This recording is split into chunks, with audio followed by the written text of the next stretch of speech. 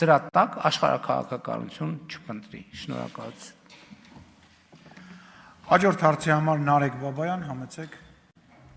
Շնորհակալություն, կառավարության հարգելի գործընկերներ, մեծարգո պարոն վարչապետ, թեև վերջին օրերին շատ ակտիվ արտաքին շփումներ ունեք, համենայն դեպս իմ հարցը ուղղված է ներքին կյանքին։ Պարոն վարչապետ, 10 օր առաջ մենք ունեցանք մեր կուսակցության համաժողովը, որի ընթացքում նաև նոր վարչություն ընտրվեց, ուզում եմ շնորհավորել նոր ընտիր վարչությանը։ Համաժողովի ընթացքում բրիֆինգի ժամանակ լրագրողներից մեկը ձեզ հարց հղեց կապված նախորդ ընտրությունների իբր կեղծման հետ եւ որին ի պատասխան դուք պատասխանեցիք, ես հիմա ուզում եմ ձեզանից մեջ բերել, ներողություն եմ խնդրում,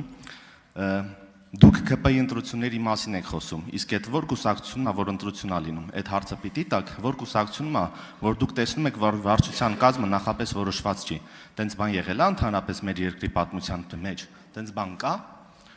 եւ իսկապես համաձայն լինելով այս մտքի հետ, որ մյուս կուսակցությունները Հայաստանում գործող բացարձակապես չունեն ներքին ժողովրդավարություն եւ գուցե նաեւ քաղաքացիական պայմանագրի հաջողության գրավականներից է հենց ներքին ժողովրդավարությունը, որ դեռևս էլի կատարելագործման տեղ ունի, իմ հարցը ավելի շատ ուղղված է այս ուրեմն բանին, տեսեք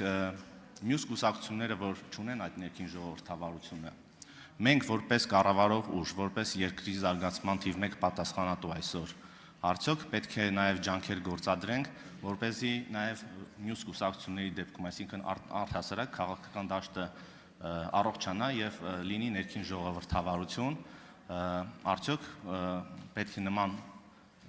համակարգ, իրավական համակարգ ներդրվի, որպեսզի մյուսները նույնպես պարտավոր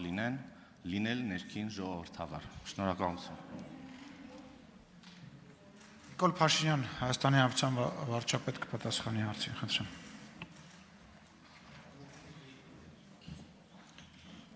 Շնորհակալ եմ պարոն Բաբայան հարցի համար եւ խնդիրն այն է, որ մենք երբ որ հիմնադրվել է մեր կուսակցությունը, այս նույն process-ը եղել է միշտ է եղել։ Բայց կուսակցությունը ինչքան մեծացել է, այնքան անկանխատեսելի իրադրությունները շատացել են, որովհետև 1000 ու մի նրբություն կա, ուրիշ բան, երբ որ քվեարկությանը մասնակցում է 200 հոգի, ուրիշ բան է, երբ որ քվեարկությանը մասնակցում է 900 հոգի, եւ այդ ընտրությունների կեղծման եւ չգիտեմ մենք էլ ենք տոն տալիս այդպիսի բաներին, որովհետև ռեյտինգային քվեարկության արդյունքում ընտրվածների 80%-ի դեպքում հարց չի եղել, թե չէր էլ կարող լինել այդ ընտրության արդյունքը արտահայտում է, թե չի արտահայտում, ինչքան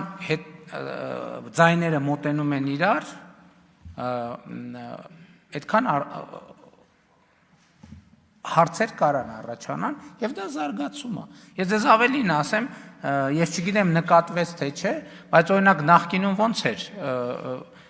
կուսակցության վարչությունը ընտրվում էր եւ առաջադրում էր կուսակցության վարչության նախագահի թեկնածու, որին կամ վարչությունն էր ընտրում նախագահ վարչության կամ համաժողովը։ Հիմա մենք ըստ էության նոր ընտրակարգով մենք այս համակարգը փոխել ենք եւ վարչության անդամի թեկնածու առաջադրված յուրաքանչյուր ոք այդ փաստի բերումով նաեւ ինքը վարչության նախագահի թեկնածու է։ Այսինքն մենք այս ժողովրդավարության ճանապարհին եւս մի քայլ ենք արել, ընդ որում արել ենք այդ քայլը հարմարվելով այն օրենսդրությանը, որը մենք ենք ընդունել։ Այս շատ կարևոր նրբություն է եւ ինչ վերաբերվում է ձեր հարցին, ես կարծում եմ քաղաքական համակարգի կայացման առումով շատ կարևոր է, որ մենք այդ որոշումները կայացնենք, որպեսզի այո, կուսակցությունը ինքը պետք է լինի ամենաթափանցիկ գործող համակարգը, տեսեք օրինակ նույնը կա, չէ՞, մեր կուսակցության դրամահավաքի հետ կապված, բա այնով էր, այն մեկը կարմիր գլխարկով էր, բա այն մյուսնով էր, հələ մի րոպե այնտեղ մուգ ապակիներով մի հատ ավտո կանգնեց։ Իսկ կներեք, ու ոչ մեկին չի հետաքրքրում, բա մյուս կուսակցությունները որտեղից են ֆինանսավորվում։ Չկա ընդհանրապես այդ հարցը, հասկանում եք։ Ով է ֆինանսավորում այդ կուսակցությունները, ինչ աղբյուրներից է ֆինանսավորում։ Եվ հասկանում մեր թափանցիկությունը օգտագործվում է մեր դեմ։ Ես Եվրոպայի խորհրդի խորհրդանական վեաժողովում այդ մի քանի օրինակ բերես, բայց սա էլ է այն դեպքը, որ ժողովրդավարությունը օգտագործվում է ժողովրդավարության դեմ։ Կուսակցություններ, Հայաստանի կուսակցությունների 90%-ով վարչության կազմը կամ ղեկավար մարմնի կազմը մի հոգի կամ երկու հոգի գրում են, երբեմն ցույցեր չեն տալիս, հետո մարդիկ մամուլից են իմանում, թե ինչ եղավ, ոնց ընտրվեց։ Ձեր միտքը համենայն դեպս ինձ դուր է գալիս, որ մենք պետքա ժողովրդավարական երկիր ենք, ուրեմն մենք պետքա գտնենք մեխանիզմներ, որ այն կուսակցությունը, որ գործում է մեր երկրում, իրենք նույնպես համապատասխանեն ժողովրդավարության եւ թափանցիկության կանոններին։ Եվ դա կարող է ընդհանուր ընտրություններին մասնակցել, չմասնակցելու հնարավորություն տալ չտալու հարց առաջացնի, որովհետեւ բանը կոնսպիրատիվ կառույցները ինչի համար են ընտրություններին մասնակցում, թող գնան զբաղվեն կոնսպիրացիայով, մենք իրենց բացահայտենք։ Արձագանք։ Շնորհակալություն։ Անկեղծ ասած, այս միտքը ես բազմիցս տարբեր գործընկերների հետ քննարկել եմ եւ տարբեր փաստարկներ, խոչընդոտներ լսել եմ, թե ինչպես կարող է դա չաշխատել, բայց ես կարծում եմ, որ այո, համաժողովների ժամանակ ղեկավար կազմի ընտրությունը, ընտրություններից ընդառաջ նախընտրական ցուցակի ընտրությունը, ինչպես նաև լրագրողների ներկայությամբ այդ ամեն ինչի տեղի ունենալը պետք է օրենքով կարգավորված լինի, պարտադիր լինի եւ թե որքանով արդեն ձևական կլինի մյուս կուսակցությունների դեպքում դա, ես կարծում եմ, որ ժամանակի ընթացքում կհղկվի եւ ձևականությունը միգուցե կկորի եւ կդառնա իրական։ Շնորհակալություն։